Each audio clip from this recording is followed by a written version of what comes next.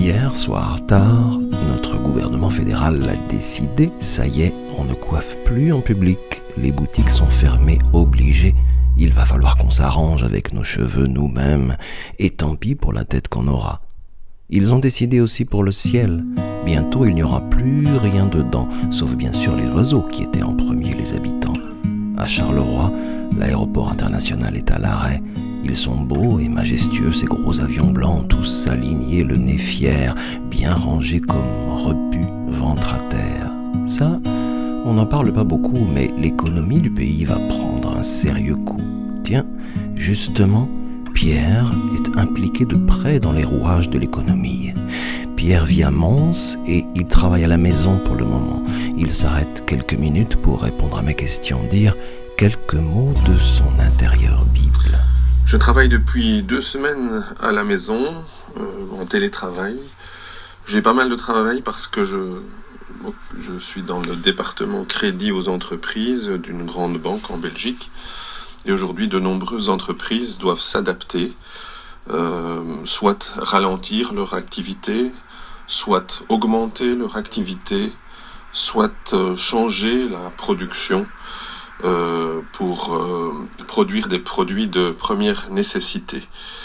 Elles doivent donc toutes modifier, adapter les lignes de crédit qu'elles ont, et en tant que banque, nous essayons de leur venir en aide. À portée de la main de Pierre, la Bible que Pierre lit. Pierre est très investi dans son église à Bruxelles où il partage souvent la Bible et ce qu'il y a dedans.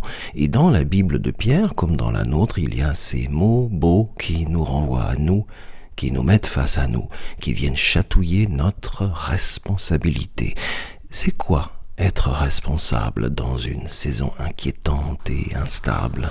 La Bible est un livre qui nous place face à nous-mêmes, face à notre responsabilité devant Dieu et qui nous invite à la solidarité vis-à-vis de notre prochain.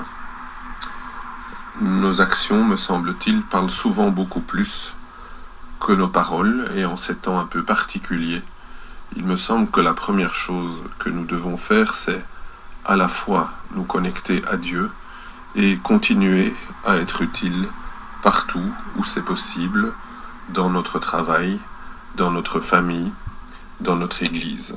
Si on lit la Bible chaque jour en réinventant notre rythme de lecture du matin, du midi, du soir, la Bible chaque jour davantage viendra nous parler de nous, de nos orages épais et de nos joies immenses, de ce qui a déjà existé et de ce qui existera.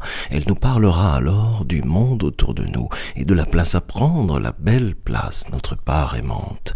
En lisant ce matin, Pierre a été encouragé par Pierre. Un verset qui m'a fait du bien ce matin, c'est 1 Pierre, chapitre 1, verset 10, où l'apôtre nous parle des recherches et investigations des prophètes qui ont prophétisé au sujet de la grâce qui vous était destinée. À une époque où des laboratoires du monde entier sont à la recherche d'un antidote et d'un vaccin,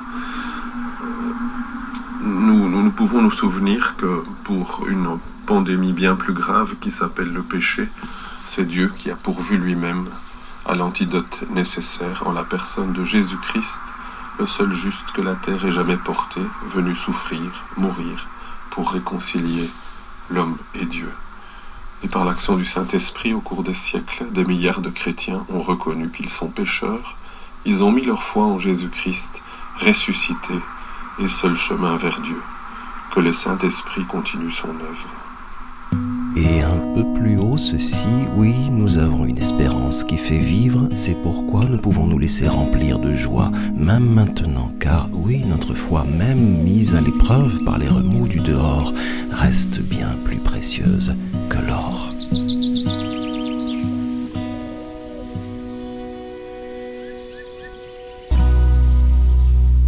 Attention, la Bible peut faire gravement du bien à la santé.